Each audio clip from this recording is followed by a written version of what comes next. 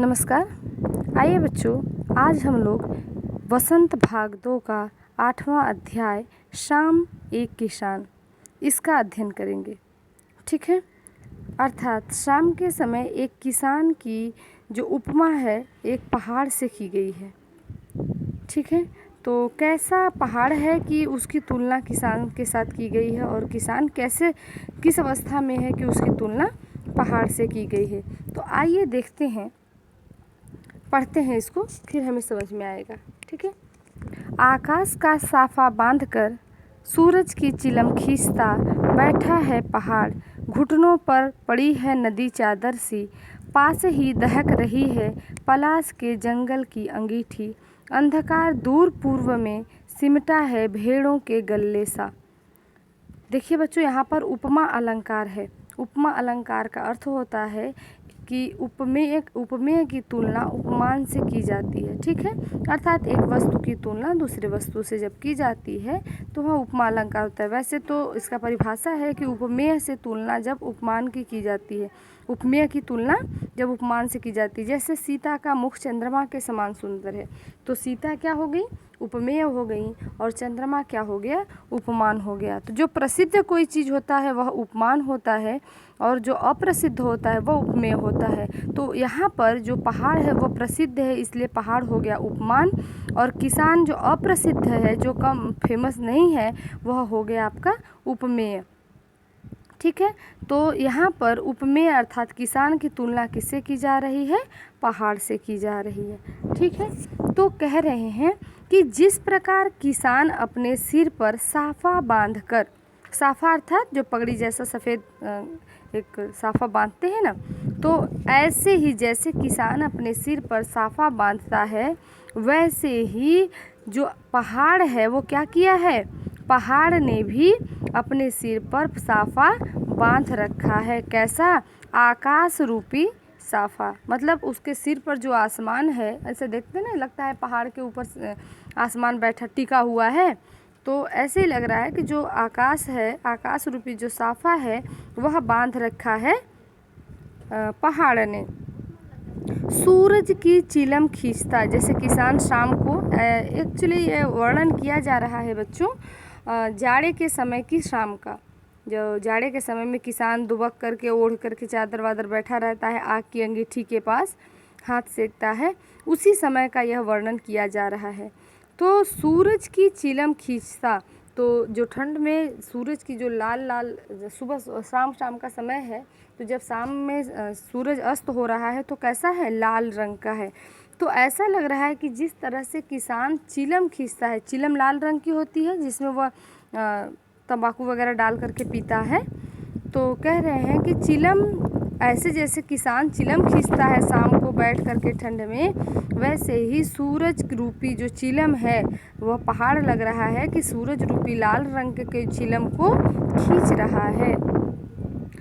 बैठा है पहाड़, वह चिलम खींचता बैठा है पहाड़, घुटनों पर पड़ी है नदी चादर सी। जिस तरह से वह जो धोती पहनता है किसान, उसके घुटने तक ऐसे धोती लटकती रहती है, ऐसे ही पहाड़ के नीचे जो नदियां लहर रही हैं, ऐसे ही मानो लग रहा है कि जैसे किसान के घुटने पर कपड़े लटक रहे हों, धोती लटक रही हो, वैसे ही नदी रूपी चादर पहाड़ के नीचे, पैर के नीचे लटक रहा है।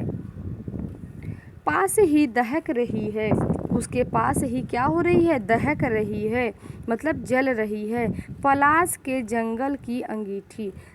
जैसे किसान शाम के समय बैठा है ठंड में, तो उसने क्या किया है? अंगीठी जला रखी है लाल रंग की, बैठकर हाथ सेक रहा है।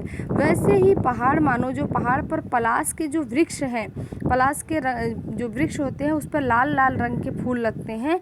तो लेखक ऐसे कल्पना कर रहा है कि मानो वह जो पलाश के फूल है वो अंगीठी हो, लाल रंग की अंगीठी हो, मानो वह लाल रंग की अंगीठी के समान जल रहे हो, जिससे पहाड़ अपने हाथ सेक रहा है। अंधकार दूर पूर्व में सिमटा है भेड़ों के गल्ले सा, जैसे अंधकार दूर धीरे धीरे अंधेरा हो रहा है, तो ऐसा लग रहा है कि जिस प्रकार अंधेरा हो रहा है वैसे उसके पहाड़ों के पीछे से ऐसा लग रहा है ना कि धीरे धीरे अंधेरा हो रहा है, तो वो वैसे ही लग रहा है जैसे शाम को भेड़ों को चरा करके, भेड़ जब चर करके किसान के पीछे खड़ी हैं या बैठी हैं, इकट्ठा हुई हैं, तो काले रंग का लग रहा है ना कि किसान के पीछे काले रंग का पूरा भेड़ है, मतलब पूरे भेड़ से काला पीछे जगह हो गया है। वैसे ही जो पहाड़ के पीछे अंधकार है वह भी लग रहा है कि भेड़ों की झुंड है। और ये सब ऐसा वर्णन कवि कर ही रहा था कि अचानक मोर बोला, जैसे किसी ने आवाज़ दी हो कि सुनते हो। चिलम औंधी, मतलब चिलम को उल्टा कर करके धुआं उठा, सूरज डूब गया और अंधेरा छा गया। उम्मीद है बच्चों आपको समझ में आया होगा। यहाँ पर लास्ट पैरा देखिएगा, अचानक बोला मोर। जैसे ही यह वर्णन चल रहा था तो वैसे ही यह मोर बोला और किसान को लगा कि किसी ने जैसे आवाज़ दी हो, बुला रहा हो कि शाम हो गई है, अब आ जाओ। और उसके बाद सुनते हो ऐसी आवाज़ आती है। उसने चिलम को क्या किया, औंधा किया, मतलब उल्टा किया, और धुआं उठा, उसमें से धुआं निकलने लगा और काफ़ी टाइम हो गया था, सूरज डूब चुका था और अंधेरा छा गया था। तो देखिएगा बच्चों, यहाँ जो पहला पैराग्राफ है वही सबसे ज़्यादा इम्पोर्टेंट है, जिसमें आकाश रूपी साफ़ा, यहाँ पर जो किसान के सिर पर जो साफ़ा बंधा है उसकी तुलना पर पहाड़ के आकाश के साथ की जा रही है कि आकाश रूपी जो साफ़ा है, मतलब उसका जो साफ़ा है पहाड़ के सिर पर वह है आकाश। जो चिलम है, जो किसान चिलम खींच रहा है, पहाड़ का चिलम क्या है, सूरज है। और जो चादर, जो वह धोती पहन रखा है, जो उसके घुटने पर चादर लटकी हुई है, या जो ओढ़ा हुआ चादर है जो लटक रहा है, वह मानो ऐसा लग रहा है कि नदियाँ उसके चादर हैं, उसके धोती है जो पैरों तक लटक रही है।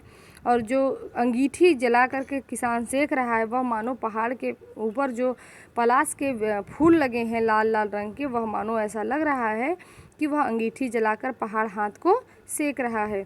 और जो अंधेरा पर्वत के पीछे छा रहा है, वह मानो जैसे किसान के पीछे जो भेड़ें हैं उससे उसका प्रतीक है।